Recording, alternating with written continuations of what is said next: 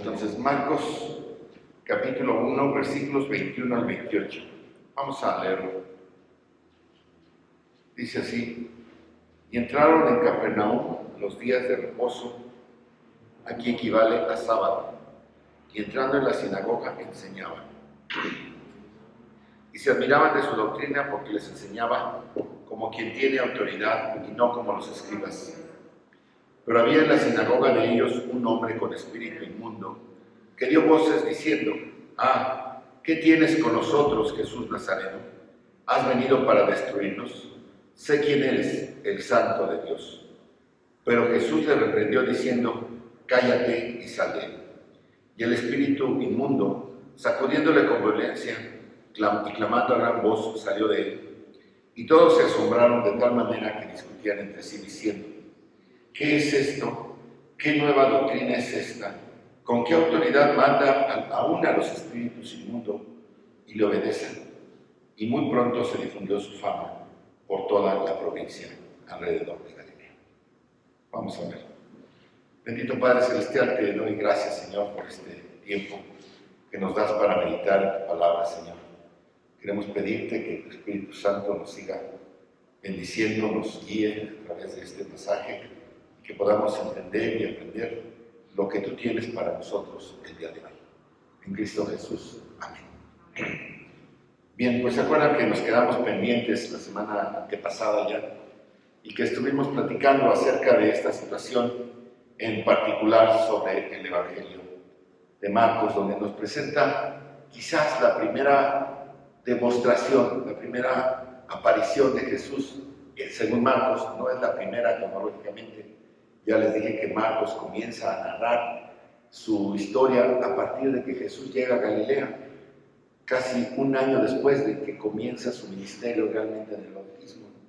Antes pasaron las bodas de Caná, pasaron muchas otras cosas que están relatadas en Mateo, en Lucas y en Juan. Pero Marcos arranca, digamos, nos da el inicio con el anuncio del rey que viene, el heraldo del rey, que es Juan el Bautista, y luego el mismo Jesús que viene a ser bautizado por Juan el Bautista, la tentación, que solamente abarca 2 versículos, ¿verdad? Y que después de ahí arranca predicando el Evangelio de Dios, predicando el arrepentimiento y el perdón de pecados, las buenas nuevas. Y como era su costumbre, pues como siempre llegaba los sábados a la sinagoga, que ya les mencionaba yo que la sinagoga pues era un lugar de reunión, que nació a partir de que el templo fue destruido cuando los judíos fueron llevados cautivos a Babilonia. Se quedaron sin templo y estando cautivos, pues tal vez allá se juntaban en pequeños grupos a cantar, a recitar salmos y a leer tal vez la Torá o lo que tenían en ese momento de Biblia, algunos de ellos. Y por eso le llamaban sinagogas, que significa reunión. No significa otra cosa más que reunión. Entonces iban a las reuniones, a las sinagogas, y ahí se quedó como costumbre. Cuando regresaron los judíos de Babilonia, pues tampoco había templo. Entonces siguieron esa costumbre que traían del cautiverio, donde estaban reuniéndose en pequeños grupos. Y cuentan los historiadores que tan solo en Jerusalén, ya en la época del Señor Jesús, donde ya había templo y todos los rituales se habían restaurado después del cautiverio, había más o menos 500 sinagogas tan solo en Jerusalén. Y en todos los pueblitos de toda Galilea había sinagogas, de toda Judea, de todo el lugar donde estaban ubicados los judíos, había sinagogas. Esto también les mencioné que fue algo que Dios hizo, que Dios permitió, que Dios procuró tal vez, ¿verdad? ¿Para qué? Para que tanto Jesús como Pablo y los demás apóstoles pudieran difundir el Evangelio, porque llegaban, como era costumbre de todos, a cualquier lugar, a Roma, a Filipos, a Tesalónica, a Antioquía, y se reunían en las sinagogas y llegaban y predicaban el Evangelio. Entonces el primero que aprovechó esta circunstancia fue Jesús, y llegó a esta sinagoga en Capernaum, la ciudad de Nahum, ¿verdad?, del profeta, cerca del mar de Galilea, en la punta norte del mar de Galilea. Y ahí llegó Jesús y ahí se estableció. Y entonces, como era su costumbre, llegó a enseñar. Y había esta persona endemoniada. Pero ¿quién sabía que estaba endemoniada? Nadie. De los que estaban ahí, nadie. Y tal vez era una persona que opinaba, que enseñaba, que hacía ciertas actividades en la sinagoga.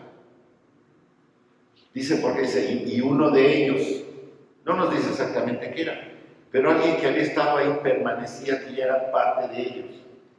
¿Por qué? Porque les mencioné también que los demonios en esa época, y en esta, y en todas las épocas, permanecen ocultos.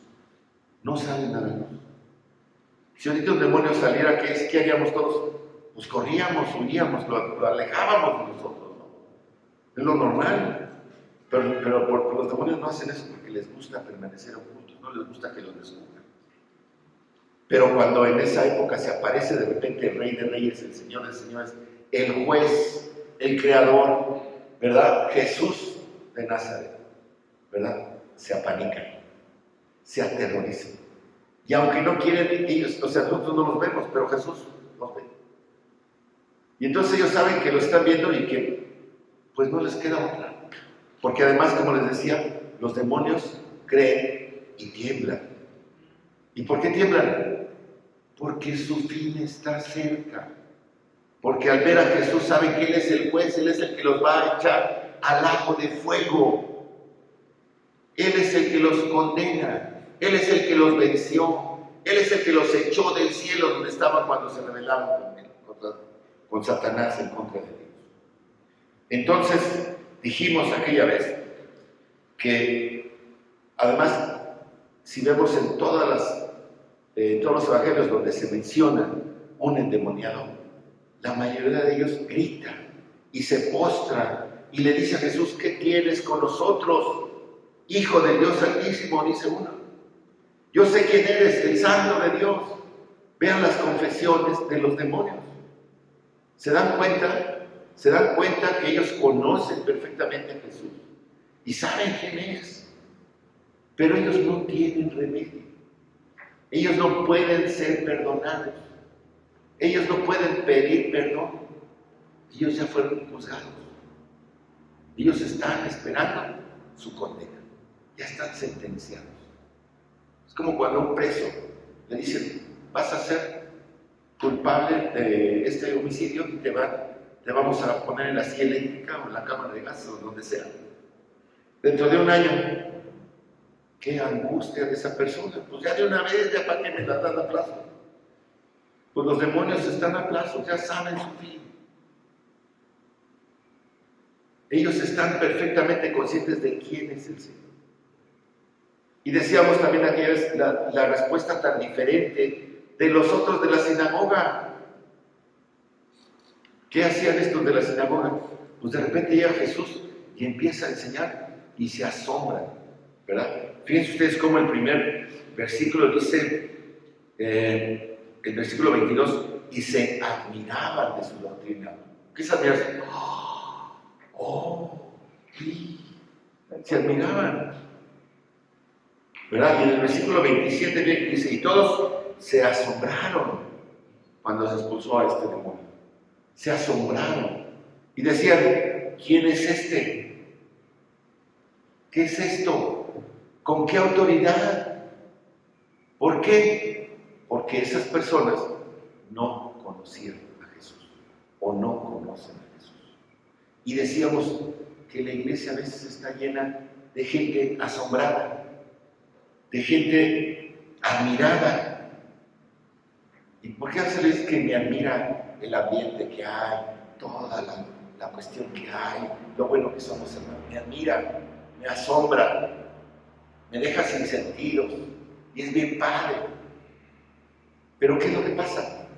Pues igual que estas personas que estaban admiradas y asombradas, no saben exactamente quién es Jesucristo. Y decíamos también que, vean ustedes dónde estaba el demonio, este demonio dónde estaba. En la sinagoga. Decíamos que muchos demonios habitan y están en medio de las congregaciones y de las iglesias. Hermanos, todas, sin excepción, todas las religiones que no están centradas y ponen en la Biblia su doctrina, Satanás está gobernando eso. Créanme, hermanos, no es que yo lo diga, es que eso es lo que busca Satanás: asombrar a la gente, deslumbrarla, desviarla, quitarle la atención a Jesucristo, quitarle la atención al perdón, quitarle sobre todo la atención al arrepentimiento. ¿Se acuerdan que les platicaba? Que hay muchas iglesias que no predican el arrepentimiento de pecados. Y vienen las personas diciendo, buscando, a veces no saben qué buscan, y aquí te doy empleo, aquí te voy a orar por ti para que se te quite la enfermedad, aquí voy a orar por ti para que te vaya bien, aquí vamos a tener mucha coinonía, aquí tienes la posibilidad de encontrar pareja, aquí vas a tener un buen ambiente, aquí vas a estudiar la vida. Muchas cosas se ofrecen, pero nunca le dicen, a ver, hermano, ya le pediste perdón a Dios de que estás en adulterio, de que mientes, de que engañas, de que estafas, de que eres infiel a tu esposa, a tu esposo. Ya le pediste perdón a Dios de todo eso. ¿No te da pena tu pecado? ¿No te sientes enfangado, sucio? Es momento de que des la vuelta, de que te arrepientas y corras a Dios. Y corras a Jesucristo para pedirle perdón y gracia. Porque eso es lo que Jesucristo hace, perdonarnos. Cuando Jesús empezó a hacer milagros, muchos los hizo, ¿y qué le dijo, por ejemplo, al paralítico? Tus pecados te son perdonados. ¿Qué le dijo a la mujer pecado? Tus pecados son perdonados, vete y no peques más. ¿Y a cuántos no les dijo? Para que vean que tengo poder para perdonar los pecados, levántate. O sea, tenemos que entender exactamente, hermanos, qué es lo que el Señor está tratando de decirnos aquí. Los demonios creen y tiemblan. Quiero decirles también, hermanos, que dijimos que íbamos a ver 4 cosas de por qué tienen este temor los demonios y por qué los otros no. ¿Por qué las gentes que no conocen a Jesús no se inmutan? Y dijimos la vez pasada, nos quedamos solamente en esta, sobre la autoridad de su palabra, ¿verdad? En donde Dios tiene una autoridad tremenda, una autoridad que yo diría cósmica, no universal. No encuentro otra palabra más grande para describir la autoridad de Jesucristo, porque tiene autoridad sobre todo, sobre todos, en todo tiempo, en toda época, en todo lugar. O sea, es una autoridad cósmica. Versículos 21 y 22 dice, entraron en Capernaum inmediatamente el sábado, entró en la sinagoga y comenzó a enseñar. Y estaban asombrados de su enseñanza, porque les enseñaban como quien tiene autoridad y no como los escribas. ¿Qué es lo que no les gusta a los demonios? La verdad. Porque Satanás es padre de mentira, ¿verdad? A los demonios no les gustó el hecho de que Jesús llegó y enseñó la verdad, porque también saben que esa es la única forma posible de que las personas que están siendo engañadas por ellas puedan reconocer y entrar en razón. Cuando yo a alguien oye y le predico el verdadero evangelio de Jesucristo, le digo, ¿sabes qué? Jesús murió por ti en la cruz. Y Él tiene la posibilidad de darte vida eterna. ¿Y qué tengo que hacer yo? Arrepentirte de tus pecados, pedirle perdón y dejar que entre y gobierne tu vida. Ese es el evangelio. Así de fácil. No hay más. Cuando yo predico esa verdad universal, yo lanzo con poder esa espada de fuego de la palabra de Dios. Y cuando esa persona dice, sí es cierto, y me volteo y me arrepiento y me hinco y le pido perdón a Dios y le pido que gobierne mi vida y le digo que quite de mí toda esa maldad, que me lave, porque me siento sucio por mi pecado. ¿Sabe que en ese momento el Señor está expulsando los demonios de su vida? Y va a impedir que entren, porque va a estar lleno del Espíritu Santo, va a estar sellado por el Espíritu Santo. Y nadie va a poder pelearle. Entonces, los demonios tienen temor por la autoridad de la palabra de Jesús, porque no les gusta la verdad.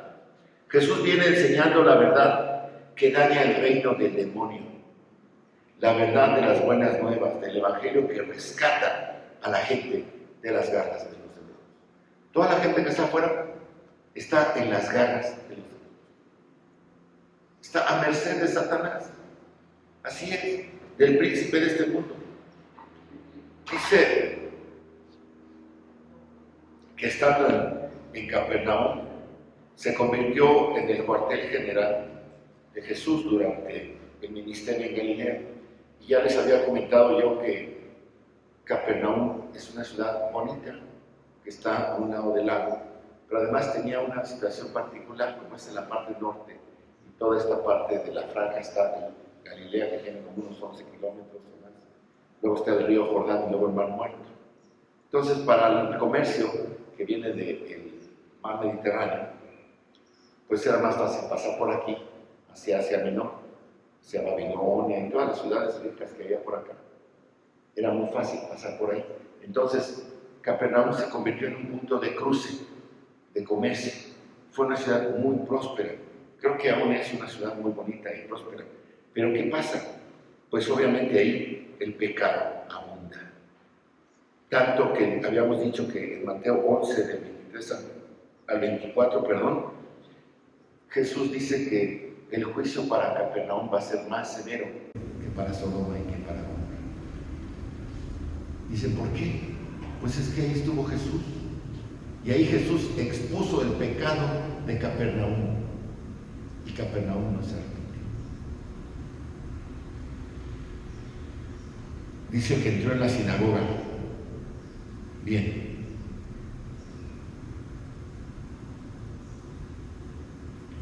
¿Qué significa cuando las personas que estaban asombrados de su enseñanza y que les enseñaba como quien tiene autoridad y no como los escribas? Dijimos también que los escribas lo que hacían era sentarse y leer un libro de texto, un libro de algún rabino famoso, y les leían y todo eso. No era nada nuevo, les decían lo que ya decían otros y que por tradición lo iban transmitiendo, pero no traían nada nuevo, ni ninguna enseñanza de provecho diferente a la que ya tenían los judíos.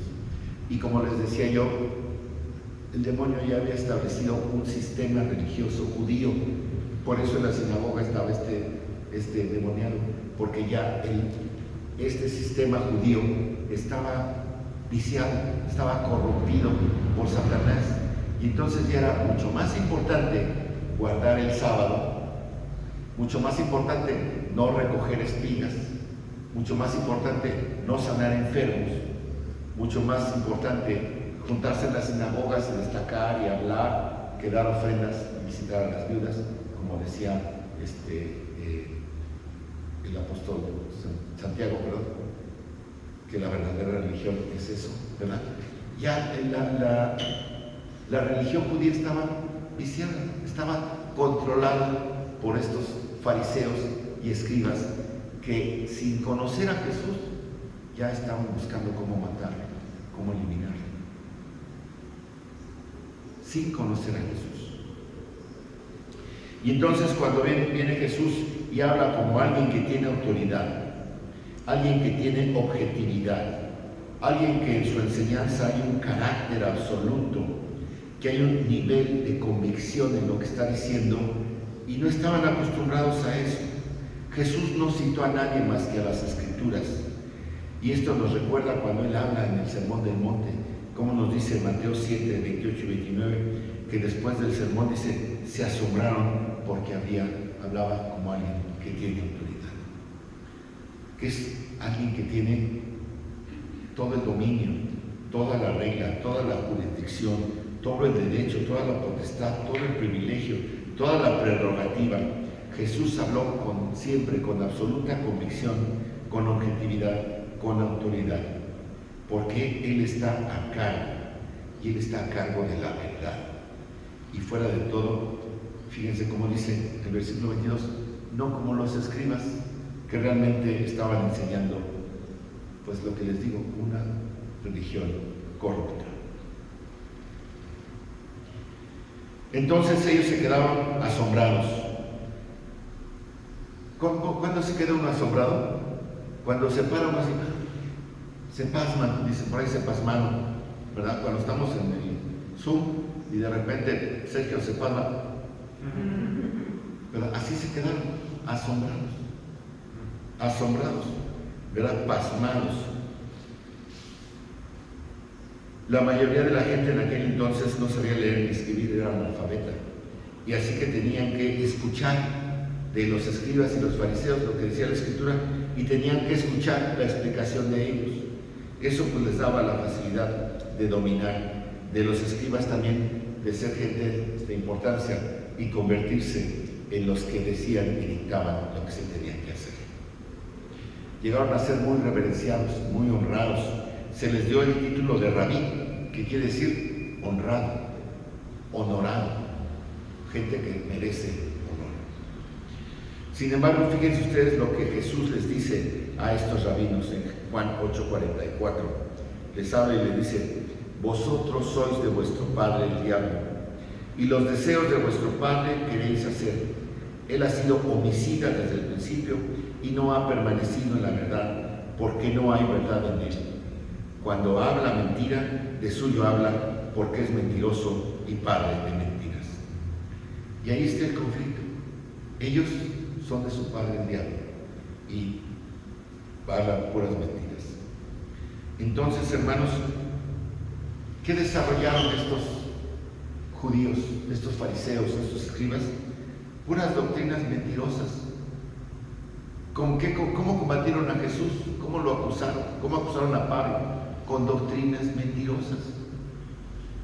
¿Verdad? ¿Se acuerdan esa situación de Pablo de que es que metió al lugar santísimo a un no judío? Háganme el favor. Eso ocasionó que Pablo llegara preso hasta Roma. ¿A Jesús por qué lo mataron? Decía que era blasfemo, pues este es el Hijo de Dios.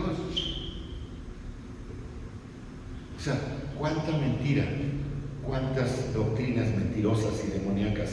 Inventaron falsos sistemas de religión. Todos los sistemas de religión que no sean el verdadero evangelio son mentiras de Satanás. Y esas son las fortalezas.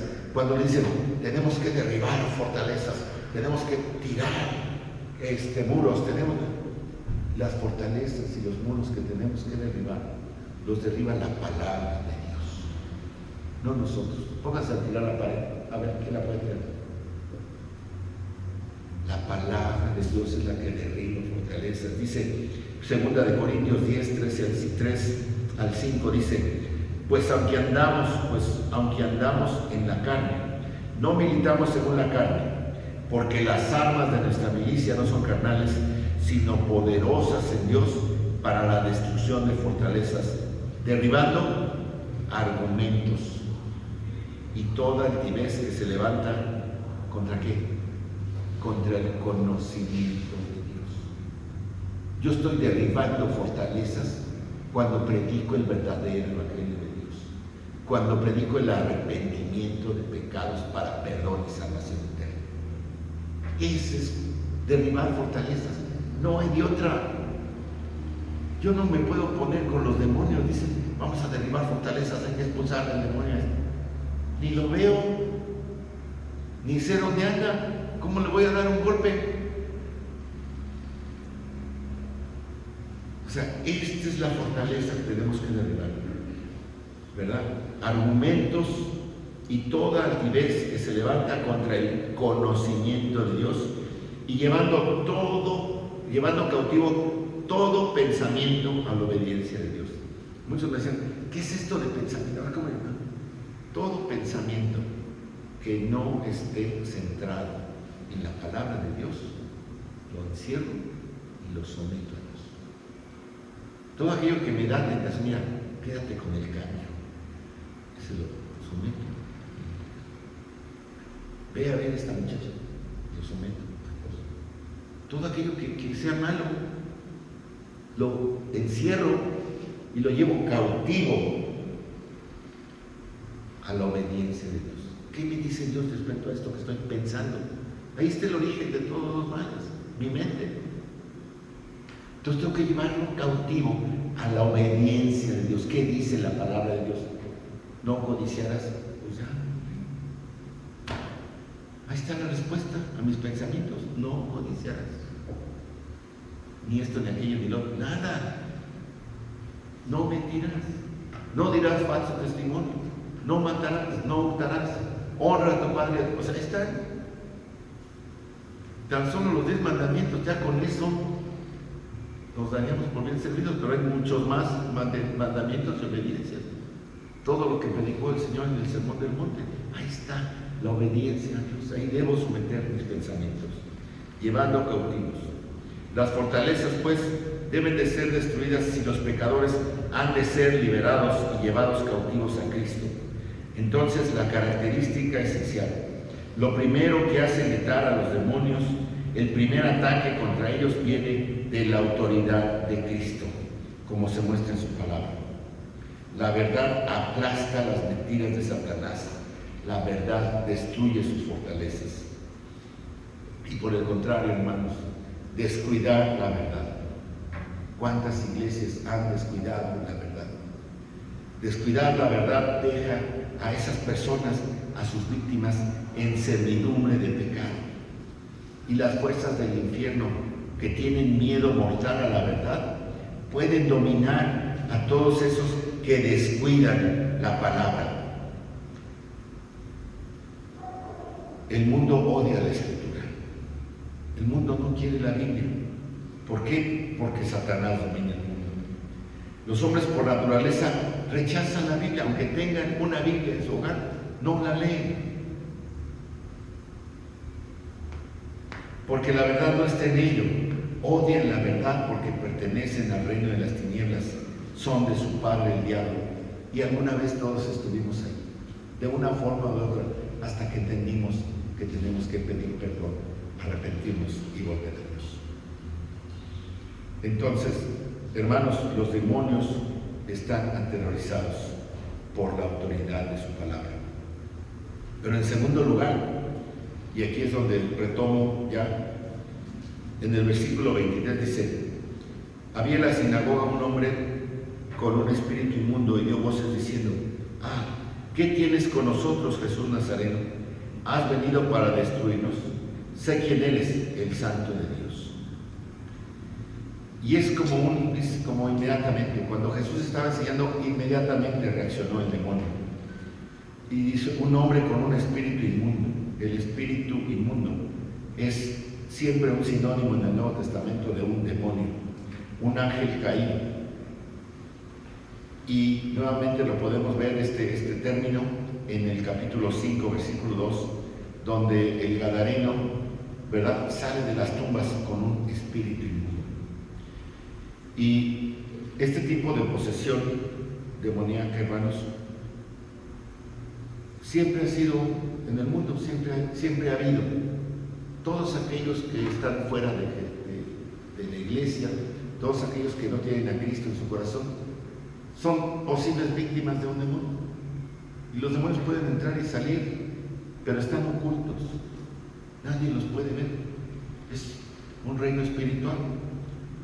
Y nosotros no podemos hacer nada, porque no nos vemos. Pero Jesucristo sí.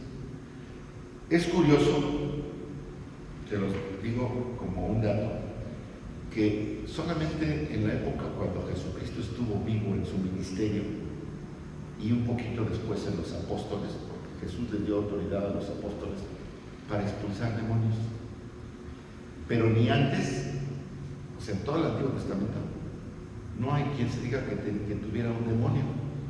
Sabemos, por ejemplo, que había, por decirlo así, adivinas, la divina de Endor, que había otras personas que adoraban a los demonios, pero no se nos habla de posesión demoníaca como tal, o de expulsión de demonios. En el Antiguo Testamento no hay ni uno. Y en el Nuevo Testamento, salvo cuando Jesucristo está ahí, o en 2 ocasiones en Hechos, solamente en 2 ocasiones, ¿verdad? Cuando Pablo expulsa a los demonios de una mujer en Éfeso, ¿se acuerdan? ¿Verdad? Y otra vez en donde pues no pudieron expulsar a nadie. Pero solamente en esas 2 personas hubo esto. Después ya no se menciona. ¿Por qué? Porque con la manifestación de Jesucristo, el inicio de su iglesia, los demonios sabían que el fin se acercaba. Y tuvieron que hacer algo. Se manifestaron de forma inusual a como estaban acostumbrados durante lo que habían hecho y a como lo están haciendo ahora. Entonces, este tipo de posesión demoníaca siempre ha sido una realidad en el mundo.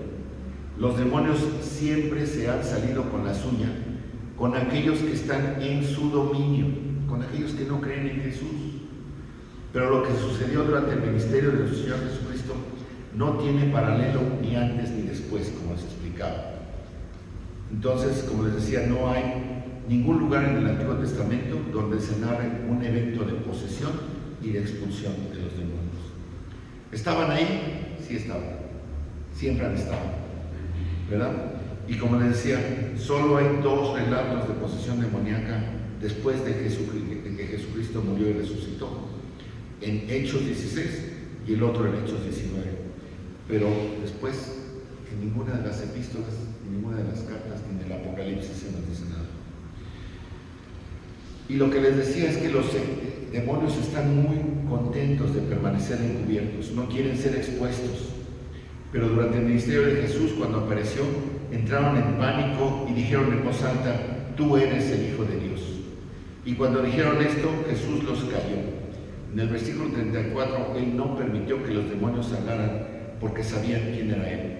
Y no quería que los demonios fueran sus agentes publicitarios, porque eso solo alimentaría el chisme ya creciente de que hizo lo que hizo por el poder de Satanás. ¿Quién podría negar eso si sus agentes eran los demonios? Así que cada vez que afirmaban que Él era Jesús, el Hijo de Dios Altísimo, Cristo los callaba y los expulsaba. La posesión demoníaca siempre ha existido, pero nunca fue tan manifiesta en toda la historia bíblica como lo fue durante el ministerio terrenal de Jesús. Y en menor medida en el ministerio extendido de los apóstoles, porque Él delegó poder sobre ellos para expulsar a los demonios, ¿verdad? Porque también Satanás se disfraza. Y los demonios se sientan en cada servicio religioso, se paran en todos los púlpitos religiosos falsos, se ponen el atuendo de líderes espirituales, pero en los días de Jesús fueron expuestos por Jesús y ellos tuvieron que actuar con desenfreno, con deformidad física, con ataques convulsivos, con tormentos, con automutilaciones, con desnudez, con gritos, y siempre gritan en la presencia de Jesús. Este hombre que vemos ahí grita porque no puede evitarlo. Es el demonio gritando a través del hombre. El demonio se estremeció aterrorizado ante la presencia del Hijo de Dios y su proclamación de la verdad. Está tan aterrorizado que se revela a sí mismo, y aunque no quiere hacerlo, una vez que se revela, Jesús lo silencia y lo expulsa porque no quiere que promueva su verdadera identidad. Fíjense lo que dice: ¿qué tienes con nosotros, Jesús Nazareno? ¿Has venido para destruirnos? ¿Sabe lo que tenía que hacer? Él sabe cuál es el fin. Dice, nosotros. Está hablando en nombre de todos los demonios que hay, ¿verdad? Quiere saber por qué Jesús ahora ha invadido su dominio. Le dice que ya llegó la hora, ya ven en nuestra destrucción final. Es lo que le está diciendo, ¿verdad? Y Jesús le dice: cállate, Isaac, porque sí, ya llega su hora.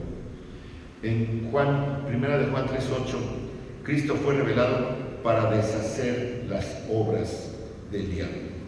El demonio sabía sobre el lago de fuego, sabía con todos los demás demonios que fueron arrojados del cielo, sabían hacia dónde se dirigían, sabían que ellos son irredimibles, o sea, no tienen perdón. El demonio conoce el plan de Dios, sabe en que Él terminará en el lago de fuego. Los demonios hicieron todo lo posible para luchar contra Él en Mateo 11:12. Y Jesús dice, el reino de Dios sufre violencia por esto, porque los demonios siguen rebelándose. Hermanos, nosotros mismos, para entrar en el reino de Dios, tuvimos que luchar contra nuestra propia carne, contra nuestra propia caída, contra nuestro propio orgullo. Tuvimos que estar dispuestos a crucificarnos a nosotros mismos. Tuvimos que estar dispuestos a tomar nuestra cruz cada día y seguir a Cristo. Tuvimos que estar dispuestos a obedecerle. Tuvimos que estar dispuestos a negarnos a nosotros mismos. Y tuvimos que abrir un camino a través de la resistencia de los demonios. Porque son las tentaciones que están afuera. Son aquellas cosas que nos provocan a pecado. Los demonios no pueden entrar en nosotros, pero están provocándonos a pecado, a caer. Mira, tú no eres tan bueno.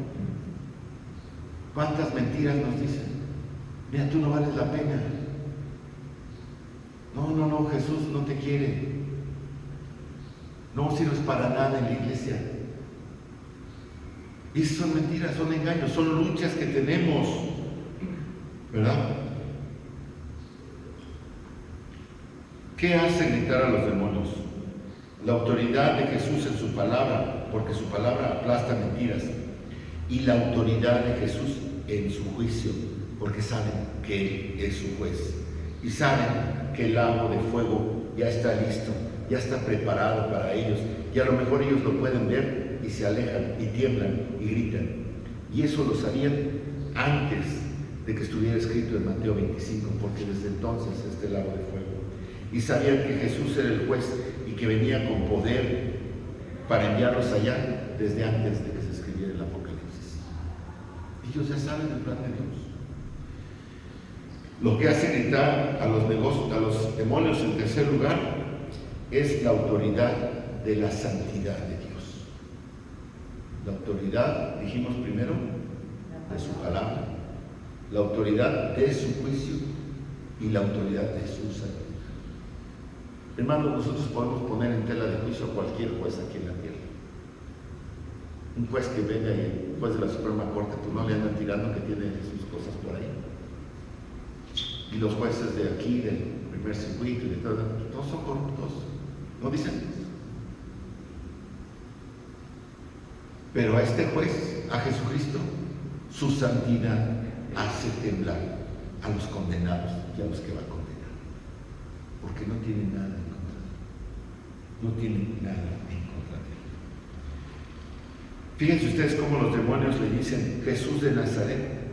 Y este nombre común que usaban los escribas para describir a Jesús era un nombre relativamente despectivo, en un tono de desprecio.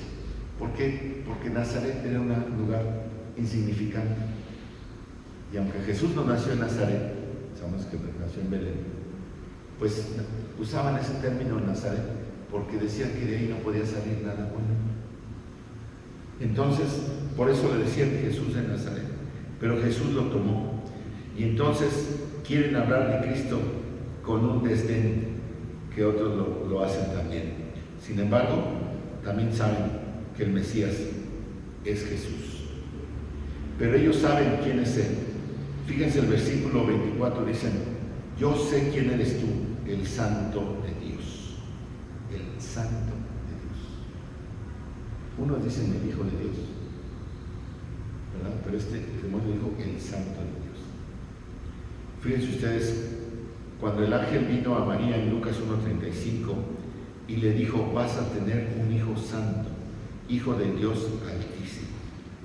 Los demonios lo sabían, el Santo de Dios. Un demonio inmundo y miserable dice, tú eres el Santo de Dios. Los demonios saben que el Hijo es santo como el Padre es santo. Y los demonios que son la máxima maldad, se encogen ante la santidad perfecta, así como el pecado se encoge ante la presencia de la virtud de Cristo.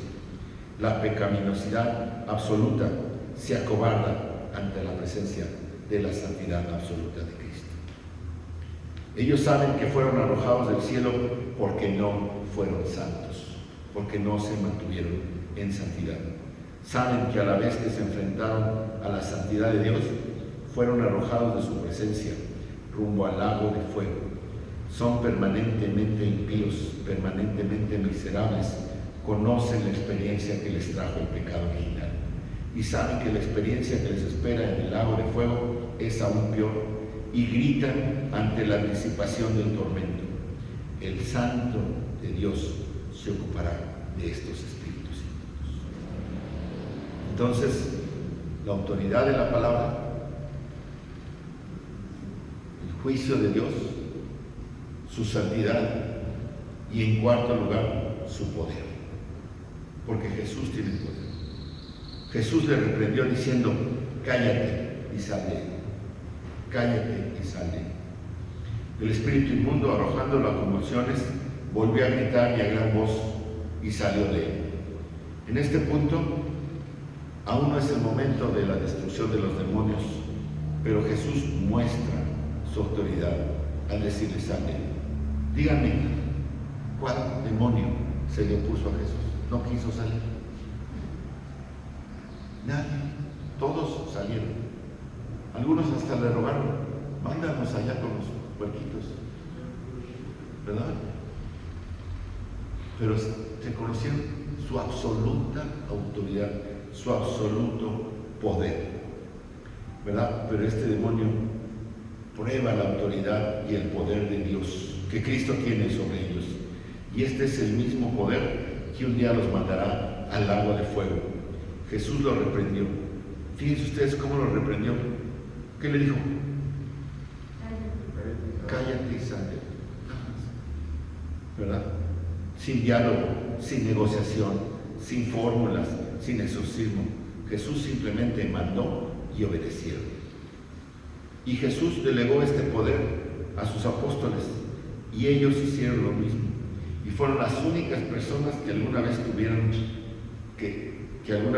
demonio en ellos, fueron los no creyentes. Y Él las expulsó por el poder de su propia autoridad. Entonces, en Hechos 16, hermanos, ¿se acuerdan que lo vimos cuando una niña poseída por un demonio estaba difundiendo la noticia de que Pablo y Silas, ¿era Silas o Bernabé? Creo que Pablo y Bernabé, porque ya había un rollo. Pablo y Bernabé eran enviados de Dios, eran enviados de Dios. ¿Y qué dijo Jesús? Pablo hace lo mismo que Jesús. Pablo y Silas. Pablo echa fuera al demonio y dice: no necesito publicidad en el infierno. Lo mismo que hizo Jesús: cállate, no necesito que reveles mi persona, yo me revelo a mí mismo. Pablo hizo lo mismo y expulsó a este demonio de la muchacha, ¿verdad? Lo mismo que hizo Jesús lo hizo Pablo. Y hoy en día, hermanos, yo no creo que tengamos ese poder.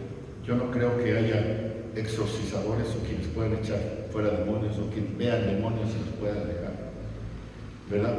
Porque lo único que podemos hacer es acercarnos a los no creyentes y no sabemos discernir si tienen o no demonio. Pero lo que podemos hacer es predicarles el evangelio de salvación, de arrepentimiento y perdón de pecados. Y ¿saben qué? Si ellos aceptan, en ese momento el demonio sale de ellos. No por nosotros, sino por la palabra de Cristo, por la autoridad, por su santidad. ¿Verdad? Por eso. Entonces, el demonio quiere quedarse. Él quiere mantener a las almas cautivas para el infierno y arrastrar a los más que pueda junto con él al lago de fuego. Pero Jesús dice no. Jesús rescata. El espíritu inmundo gritó con gran voz, pero salió de él. Hizo una última protesta, pero necesariamente obedeció. El poder los hace gritar, así como la verdad los hace gritar, así como la pureza de Cristo los hace gritar. Cada vez que se enfrentan a Cristo, están aterrorizados porque tienen motivos para estar aterrorizados. Hermanos, aquí las conclusiones. Jesús, la pregunta, ¿tiene poder para arrancar almas del reino de las tinieblas? Absolutamente. El hombre dice que entró en convulsiones, y aunque Lucas también nos narra este evento, dice Lucas 4:35, dice que el hombre no sufrió ningún daño, el hombre no resultó herido, y no hay información sobre el hombre en absoluto, porque él no es el foco de atención, porque él no es el punto de la enseñanza. La atención está en el Hijo de Dios, quien públicamente muestra poder divino por su propia autoridad. Echó fuera al demonio. Jesús está demostrando que Él es el Mesías, que Él es el Rey, que Él es el Salvador, que Él está trayendo el reino, que tiene poder necesario para romper la esclavitud que posee Satanás sobre el hombre, que puede destruir a Satanás y a sus fuerzas y liberar almas. El poder del Rey ahora es visible y es inconfundible. ¿Cómo lo sabemos? Versículo 27. Todos estaban pasmados, asombrados, admirados. Y ellos decían, como un susurro, como un murmullo, ¿qué es esto? Un zumbido. ¿Qué es lo que llamaríamos una murmuración? No es un debate en un sentido formal. Sin embargo, es una nueva enseñanza que ellos nunca han escuchado, una enseñanza con autoridad. Él manda e incluso los espíritus inmundos le obedecen. Todo el mundo lo sabía. Todos sabían que Él enseñaba como quien nadie enseñó a otros. Y todos sabían que Él tenía un poder que nadie jamás poseyó. Según Mateo 9:33, Él echó un demonio de un hombre mudo y dijeron, nunca se ha visto tal cosa en Israel.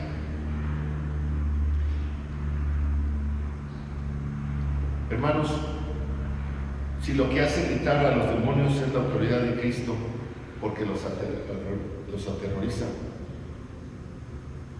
también deberían aterrorizarse todos aquellos que están en pecado. Alguna vez nosotros debimos aterrorizarnos de Jesucristo y se deberían aterrorizar todos los pecadores como se aterrorizan los demonios. La gran diferencia es que los pecadores no entienden la realidad de su destino. Los demonios sí lo hacen y por eso se aterrorizan. No es suficiente estar asombrado por Jesús. El pueblo asombrado y los demonios aterrorizados, los dos se van a ir a la eternidad y la van a pasar en el lago de fuego. Jesús no quiere tu asombro, Él no quiere tu admiración, Él quiere tu miedo, Él quiere que le temas como juez y que luego corras a Él con desesperación para pedir perdón y salvación.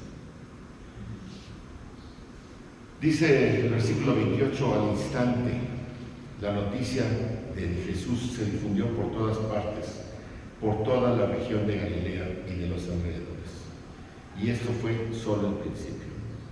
Versículo 39 dice que entraba en las sinagogas de ellos por toda Galilea, predicando y echando fuera demonios. Hizo una exhibición de poder que fue impactante. La tragedia fue, de nuevo, que la gente siempre se asombró y se va a ir al mismo infierno que los demonios aterrorizados van a ocupar para siempre. Los demonios sabían quién era Él y no podían ser salvos.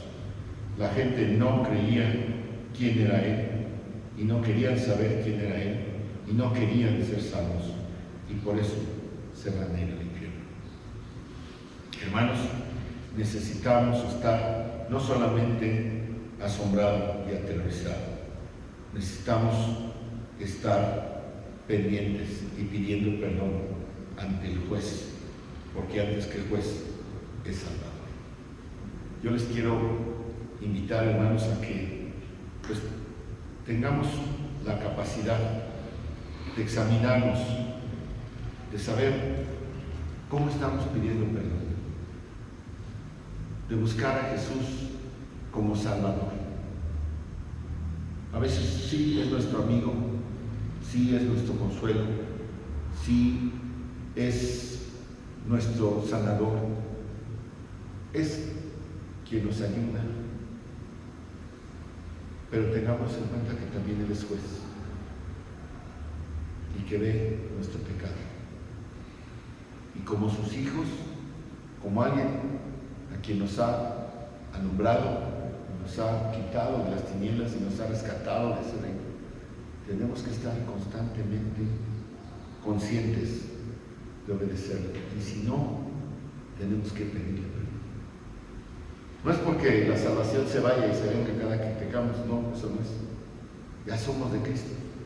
Pero entre mejor estemos con Él, más le vamos a poder servir, más vamos a poder vivir en victoria, más vamos a poder derribar esas fortalezas con argumentos, ¿verdad? Más vamos a poder traer gente a Cristo. Vamos a orar. Padre nuestro, te damos gracias, Señor, por esta enseñanza.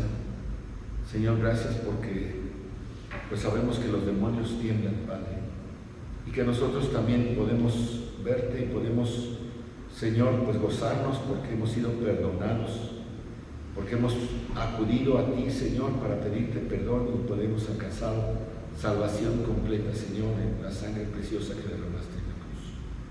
Te damos gracias, Padre, por ese amor. Señor, te damos gracias porque sabemos que pues ya no vamos a estar del lado de los juzgados, sino que vamos a pasar la eternidad, Señor, en esos cielos nuevos y en esa tierra nueva, Señor, en esa ciudad santa, contigo, Señor, en eterna alabanza y en eterna armonía, en eterna paz, Señor. Gracias, Padre, por todo lo que tú nos enseñas y te pedimos que podamos comunicar, Señor, a todos nuestros seres queridos, a los que amamos, a los que creemos que necesitan de este perdón, Señor, que podamos comunicarlo con urgencia, Padre, porque pues nadie sabe cuánto tiempo le queda, no sabemos cuándo tú vas a regresar, pero sí, Señor, queremos que regreses pronto y queremos, Padre, que los más puedan ser salvos, Señor. Te lo pedimos todo esto en el nombre de tu Hijo amado, Cristo Jesús. Amén. Amén, hermanos, pues gracias a Dios.